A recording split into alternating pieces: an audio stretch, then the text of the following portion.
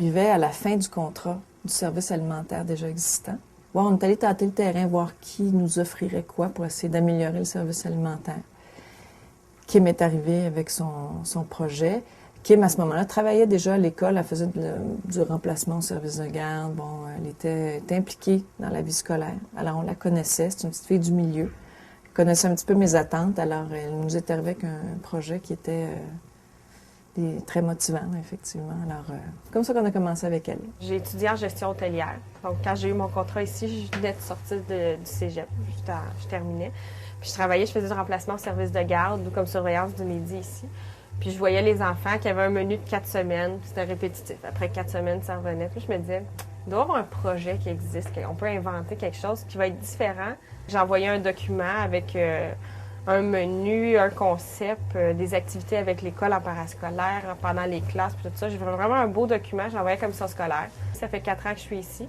L'année dernière, j'ai décidé de l'élargir à d'autres écoles. Si vous aviez un conseil à donner à une école qui dit « Moi, j'aimerais ça aussi, améliorer mon offre alimentaire », qu'est-ce que vous diriez? Je pense qu'il faut que ce soit une chose, un changement, une amélioration qui se fait en équipe. Il faut qu'on y croie. Ça ne peut pas venir seulement de la direction. Je pense que si j'étais arrivée ici, descendue avec mes grands chevaux, j'avais dit, bon, là, on change tout, et que les gens, surtout les gens de l'école, l'équipe n'avait pas été prêts, je pense que je me suis frappée à un mur. C'est la meilleure idée qu'on peut avoir, mais il faut voir, est-ce qu'il y a une cohésion dans l'école? C'est quoi notre niveau de résistance? Est-ce que nos enseignants sont prêts à faire des efforts? Est-ce qu'ils sont d'accord avec cette idée-là?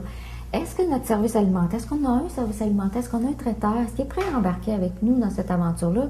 Puis qu'est-ce que les parents pensent de tout ça? Après ça, on regarde, c'est quoi notre qualité, c'est quoi notre niveau de qualité? On est rendu où, nous? À ce moment-là, on peut se faire une échelle puis dire, bon, bien, sur combien de temps, sur l'année, sur 2 ans, on va transformer notre service alimentaire. Donc, on va se permettre d'avoir des petits succès à long terme, transformer complètement notre offre pour aller vers notre objectif qui est d'offrir que des bons aliments dans notre cafétéria. Alors, il a fallu qu'on s'adapte, qu'on installe un poêle, qu'on installe une hotte pour évacuer l'air. Les lavabos étaient là, mais qu'on rajeunisse un peu les frigidaires, puis qu'on trouve un terrain d'entente avec Kim, qui fournissait quoi. Alors, ça a été pas une grosse transformation, mais bon, disons que du côté pratico-pratique, fallait revoir un peu ce qu'on avait. Pour une école primaire, c'est peut-être plus facile de faire ces transformations-là qu'une école secondaire où il y avait déjà une cuisine, avec des friteuses, puis du gros équipement plus lourd. Dans notre cas, ça a été assez simple. Ici, à l'école, on a 182 jours d'école. On essaie d'avoir 182 menus différents, soupe, repas, dessert différents. C'est-à-dire qu'à chaque mois, on a un thème pour le mois. Comme le mois de septembre, c'est souvent le mois de la pomme. Fait qu'on a dans le menu, on a des soupes avec des pommes dedans, des repas avec les pommes, des desserts avec les pommes. Pas à tous les jours, mais on essaie d'en avoir au moins 2-3 par semaine. Puis on a une journée internationale où est-ce qu'on on déguste les mets d'un autre pays, les saveurs d'un autre pays. On a une journée vendredi en folie qui est comme notre surprise du mois. Souvent, ça va être les repas populaires, le spaghetti, le macaroni. Est-ce que tu aimes ça, les vendredis en folie? Oui, c'est bon. C'est quoi la dernière fois que vous avez mangé? Je fais de la pizza hawaïenne. Ah oui. Puis les journées internationales, c'est bon? Oh, ça, on n'en manque pas une. T'en manques pas une, hein? Comme notre journée internationale, on n'affiche pas le menu. C'est comme une surprise. Tu viens, tu dégustes, tu t'en vas vraiment là, visiter le pays. On vient ici, puis on décore, on se costume.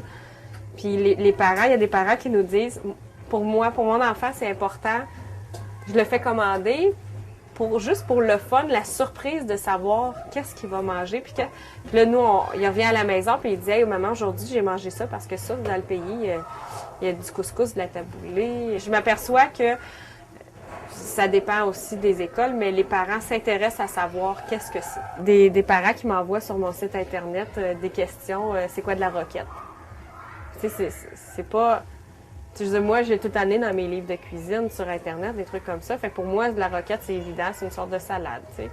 Mais le parent qui est à la maison ou le parent qui travaille sur la construction mange des sandwichs ou il va manger au restaurant le midi, il n'a pas le temps, lui, de cuisiner, tu sais, de fouiller dans ses livres pour savoir c'est quoi. Fait que je trouve ça le fun, intéressant que les gens, à place de dire « Ah, mange-en pas on sait pas c'est quoi, t'aimeras pas ça, qui s'intéressent à savoir c'est quoi pour pouvoir le dire à leur enfant. Ou... Il y a eu un projet qui a été mis sur place dans les premières années, qui était un livre de recettes. Alors, Kim a publié ses meilleures recettes, les recettes les plus populaires, dans un petit document. Puis les parents, ça a servi un petit peu de levée de fonds. Les parents ont acheté ça. Puis il y a eu l'inverse aussi. Il y a eu les parents qui ont communiqué leurs recettes à Kim.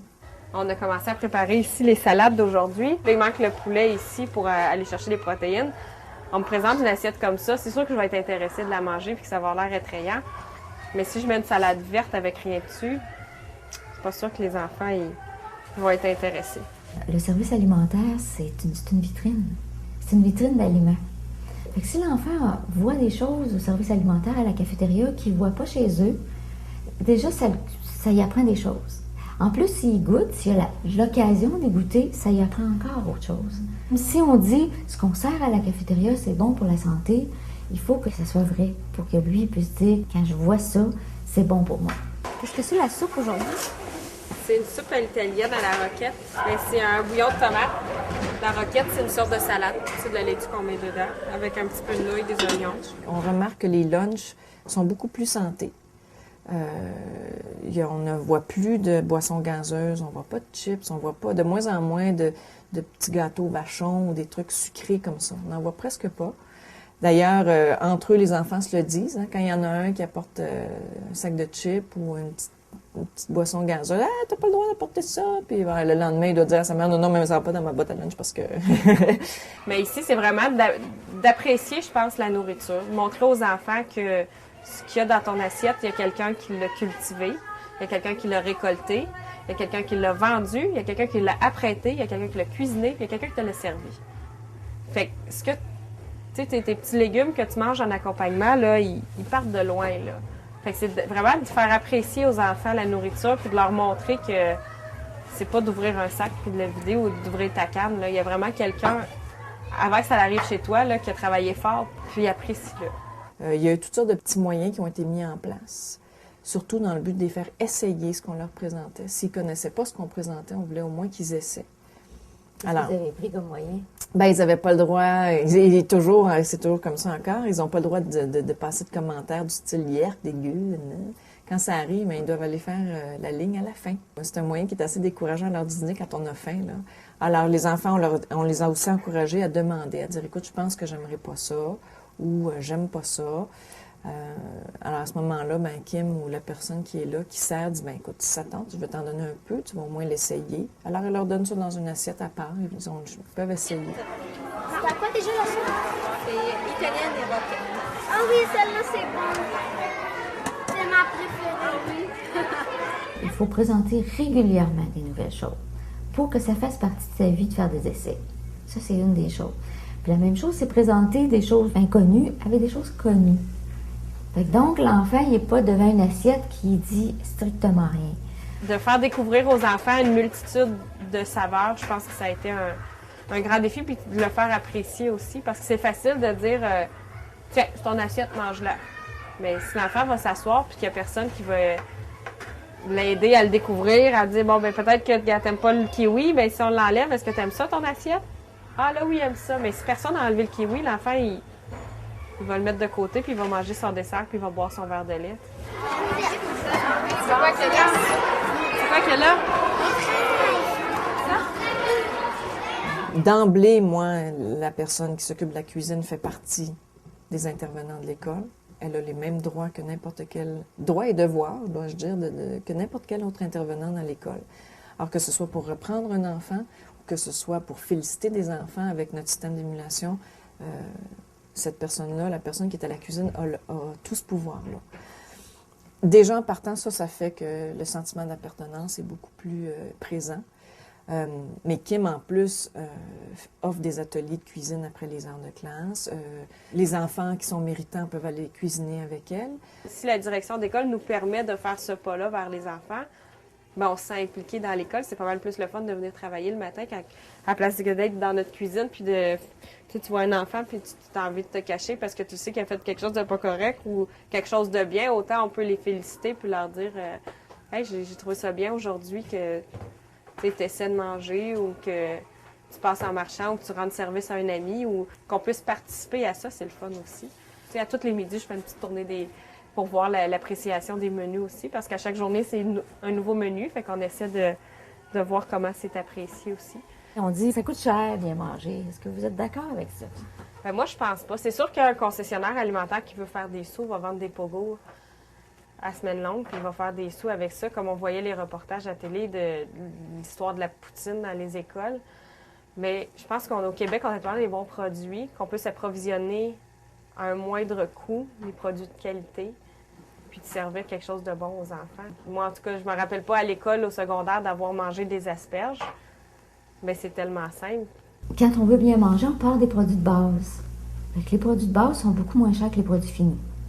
Fait que ça, c'est sûr que si vous voulez bien manger, vous allez vous acheter des produits de base, puis que vous vous préoccupez un peu de... C'est sûr, ça prend peut-être un peu plus de temps, parce qu'il faut s'en occuper. Il faut regarder c'est quoi nos produits qui sont en spécial. Il faut aller voir qu'est-ce qui sont les produits de saison. Il faut cuisiner un peu. Mais au bout de la ligne, je veux dire, on peut s'être amusé beaucoup, avoir fait des découvertes, puis en plus avoir acquis des bonnes habitudes. Tu arrives à t'autofinancer. Ah oui. J'ai aucune subvention. J'ai pas d'activité spéciale. On fait pas de campagne de financement pour la cafétéria. On vend des repas à chaque jour. C'est certain qu'on fait pas 4 piastres de bénéfice. Sauf que d'un autre côté, c'est quoi notre priorité? C'est-tu de faire de l'argent ou de nourrir les enfants adéquatement? Moi, ma priorité, c'est de nourrir les enfants adéquatement. Fait que c'est certain qu'il y a des repas où est-ce qu'on a servi ici des coquilles Saint-Jacques. C'est sûr que ça m'a coûté plus que 4 piastres faire mon assiette pour servir les enfants, mais je regarde d'un autre côté, j'ai servi du spaghetti sauce à la viande, où le spaghetti, on s'entend que des pâtes alimentaires, c'est pas ce qui coûte cher. Fait que j'essaie de compenser mes menus comme ça, c'est de leur offrir des produits de qualité différents qu'ils n'ont jamais vus. On fait un revenu qui est adéquat pour l'entreprise, ça va bien. Puis c'est possible de faire des sous puis de nourrir bien nos enfants, là.